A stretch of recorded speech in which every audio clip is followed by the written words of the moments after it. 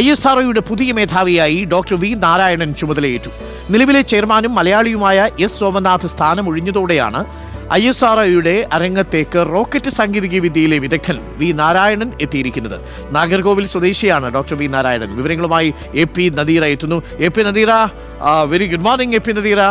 നമ്മൾ ISROയുടെ ചെയർമാൻ മാറിയ വാർത്തയിലേക്ക് എത്തുന്നതിന് മുൻപ് തണുപ്പ് മാറിയോ ബാംഗ്ലൂരിൽ? Good morning. Good morning Arun. തണുപ്പ് മാറിയിട്ടില്ല, ഇന്നും തണുപ്പുണ്ട്. ഇന്നും പഴയ അവസ്ഥ തന്നെയാണ്.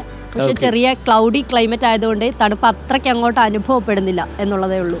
ഓക്കെ, അപ്പോൾ സോമനാഥ് മാറി പകരം ഡോക്ടർ വി നാരായണൻ ചുമതലയേറ്റെടുക്കുകയാണ്. വളരെ സംഭവബഹുലമായ നേട്ടങ്ങളുടെ ഒരു കാലമായിരുന്നു സോമനാഥിൻ്റേത്. ഡോക്ടർ വി നാരായണനും ഈ ക്രയോജനിക് മേഖലയിലൊക്കെ വലിയ സാങ്കേതിക വൈദഗ്ധ്യമുള്ള ആളാണ്. റോക്കറ്റ് സാങ്കേതിക വിദ്യയിലെ വിദഗ്ധൻ കൂടിയാണ് അദ്ദേഹം എത്തുമ്പോൾ കൂടുതൽ പ്രതീക്ഷകളുണ്ട് ISROയ്ക്ക് എന്നാണ് മനസ്സിലാക്കുന്നത്, അല്ലേ?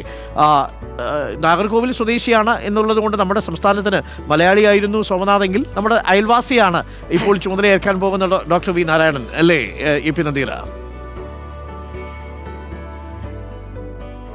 ഡോക്ടർ അരുൺ, കുറേ കാലമായി നമ്മുടെ ഭാഗ്യം എന്ന് പറയുന്നത് മലയാളം സംസാരിക്കുന്ന ISRO മേധാവികൾ ഉണ്ടായിക്കൊണ്ടേയിരിക്കുന്നു എന്നുള്ളതാണ്.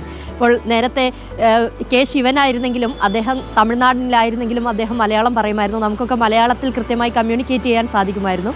അതുപോലെ തന്നെ സോമനാഥ് വന്നു. അതിനു മുമ്പുള്ള മാധവൻ നായരായാലും അതുപോലെ തന്നെ രാധാകൃഷ്ണനായാലും ഇങ്ങനെ മലയാളികളുടെ നിര. ഇപ്പോൾ മലയാളം സംസാരിക്കുന്ന കന്യാകുമാരിയിൽ നിന്ന് നാഗർകോവിൽ നിന്നുള്ള ഒരാളെ നമുക്ക് പുതിയ മേധാവിയായി കിട്ടുന്നു. എന്തായാലും ക്രയോജനിക് സാങ്കേതിക വിദ്യ അടക്കമുള്ള ഈ റോക്കറ്റ് സയൻസിൽ ഇത്രയേറെ വിദഗ്ധനായ ഒരാളെ നമുക്ക് ഈ പദവിയിലേക്ക് കിട്ടാനില്ല എന്ന് തന്നെ പറയാം. നമുക്കറിയാം ASLV SLV റോക്കറ്റുകളുടെയൊക്കെ നിർമ്മാണത്തിലും അതുകഴിഞ്ഞ് PSLV അതുപോലെ തന്നെ ക്രയോജനിക് സാങ്കേതിക വിദ്യ ഇതിലൊക്കെ നമ്മുടെ രാജ്യത്തിൻ്റെ യശസ് ഉയർത്തിപ്പിടിക്കുന്നതിൽ നമ്മളറിയാതെ നമ്മൾ അപ്പോഴൊക്കെ മേധാവിമാരെ കുറിച്ചായിരുന്നു ചർച്ച ചെയ്യുന്നത്. പക്ഷേ ഇതിൻ്റെയൊക്കെ പിന്നിൽ പ്രവർത്തിച്ച ഒരാളായിരുന്നു അദ്ദേഹം. 41 വർഷത്തെ ഗവേഷണ ഈ ബഹിരാകാശ ശാസ്ത്ര ഗവേഷണ രംഗത്തെ സപര്യ എന്ന് തന്നെ പറയാം. അതിന് അദ്ദേഹത്തിന് കിട്ടിയ ഒരു പദവി, തീർച്ചയായും ആ പദവിയിലേക്ക് ഏറ്റവും യോഗ്യനായ ഒരാളെ തന്നെയാണ് കേന്ദ്ര ക്യാബിനറ്റ് തിരഞ്ഞെടുത്തിരിക്കുന്നതെന്ന് വളരെ സന്തോഷത്തോടെ ഇതിനൊക്കെ ഒരു കമ്പമുള്ള ആളെന്ന നിലയിൽ എനിക്ക് പറയാൻ കഴിയും. കാരണം ക്രയോജനിക് സാങ്കേതിക വിദ്യയിൽ നമ്മൾ കുറേ പുറകിലായി പോയതായിരുന്നു.